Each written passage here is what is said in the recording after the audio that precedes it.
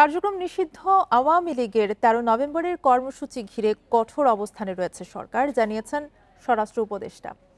এ বিষয়ে আরো জানাতে রাজধানীর ডেমরা থেকে আমাদের সঙ্গে যোগ দিয়েছেন সহকর্মী নাহিদ কামাল।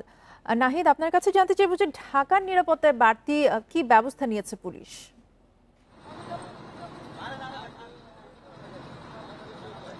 জি, আজকে কিন্তু আসলে স্বরাষ্ট্র উপদেষ্টা এবং ডিএমপি কমিশনারও কিন্তু আসলে ১৩ নভেম্বর ঘিরে পুলিশের প্রস্তুতি এবং আইন শৃঙ্খলা বাহিনীর প্রস্তুতি ইস্যুতে কিন্তু কথা বলেছেন। এবং সেক্ষেত্রে আমরা আজকেও দেখেছি বেশ কয়েকটি জায়গায় কিন্তু অগ্নিকাণ্ডের ঘটনা ছিল, রাতেও কিন্তু আমরা দেখেছি বাসে আগুন দেওয়ার ঘটনা ছিল।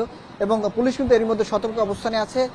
বিভিন্ন জায়গায় তল্লাশি চৌকি বসেই কিন্তু আমরা দেখেছি বিভিন্ন জায়গায় তল্লাশি চৌকি দিয়ে অনেককেই জিজ্ঞাসাবাদ করা হচ্ছে। এবং যেহেতু আজকে ডিএমপি কমিশনার যেটি বলেছেন, মূলত ঢাকার প্রবেশপথগুলো যেগুলো রয়েছে আবদুল্লাপুর কিংবা ডেমরা, এছাড়া গাবতলী, যেসব প্রবেশপথগুলো রয়েছে এইসব প্রবেশপথ দিয়ে অনেকে ঢাকার বাইরে থেকে এসে ঢাকায় নাশকতা করতে পারে, সেই সব বিষয়গুলো কিন্তু মাথায় নিয়েই কিন্তু আসলে আইনশৃঙ্খলা বাহিনীর সদস্যরা এরই মধ্যেই কাজ করছে। আমাদের সাথে এই মুহূর্তে আছেন আসলে ডেমরা থানার ভারপ্রাপ্ত কর্মকর্তা মাহমুদুর রহমান। আমরা সরাসরি তার কাছে একটু জানতে চাইবো।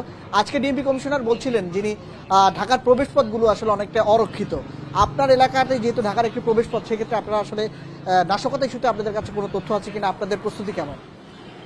আপনি জানেন যে আগামী 13 নভেম্বর যে কথিত একটা লকডাউন নিষিদ্ধ ঘোষিত সংগঠন কর্তৃক যে লকডাউন ঘোষণা দিয়েছে, তার এই অংশ হিসাবে মাননীয় কমিশনার স্যারের যে নির্দেশনা, যে ঢাকার যে প্রবেশ পথগুলো আছে সেখানে আমরা কঠোরভাবে আমরা এই গাড়ি নিয়ন্ত্রণ করতেছি, বিশেষ করে মোটরসাইকেল, সিএনজি, অটোরিকশা, যাতে কোনো বাইরের আশেপাশের জেলা থেকে লোকজন এসে কোনো ধরনের নাশকতা সৃষ্টি করতে না পারে সেই বিষয়ে আমরা সতর্ক দৃষ্টি রাখতেছি।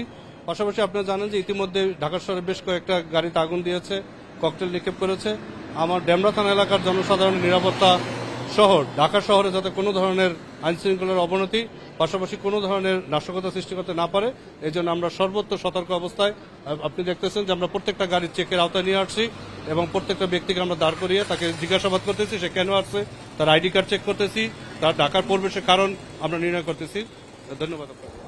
শুনছিলেন মূলত আইনশৃঙ্খলা বাহিনীর পক্ষ থেকে যেটি চেষ্টা করা হচ্ছে, আসলে যারা ঢাকার বাইরে থেকে প্রবেশ করছেন এবং তাদেরকে জিজ্ঞাসাবাদ করা হচ্ছে অনেকে, এবং বিশেষ করে পেট্রোল পাম্পগুলোতে কিন্তু কড়াকড়ি নির্দেশনা দেওয়া আছে। আরেকটা বিষয় একটু জানতে চাইবো যে আমরা যেমনটি শুনছিলাম কঠোর নিরাপত্তার কথা শুনছিলাম, এবং আপনি বলছিলেন যে আজকেও কিন্তু আগুন দেওয়ার ঘটনা ঘটেছে।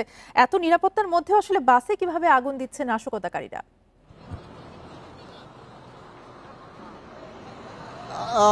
আজকে এই বিষয়টি নিয়ে আসলে ডিএমপি কমিশনার যেটি বলেছে এবং আইনশৃঙ্খলা বাহিনীর সদস্যদের পর্যবেক্ষণ, যেটি মূলত অনেকেই মোটরসাইকেল যোগে আসলে দুষ্কৃতিকারীরা আসছেন এবং তাদের যে পুরো প্রস্তুতি, সে পুরো প্রস্তুতির অংশ হিসেবেই তারা যেটি করছেন, দেখা যাচ্ছে যে বাসে পেট্রোল মেরে বা পরিবহনে পেট্রোল মেরে তারা আবার মোটরসাইকেল টান দিয়ে কিন্তু চলে যাচ্ছে।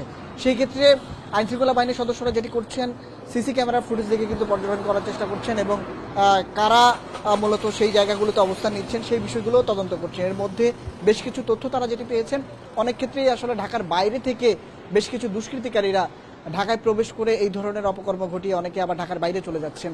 এছাড়া অনেকে টাকার বিনিময়ে, অর্থের বিনিময়ে ঢাকায় প্রবেশ করছেন।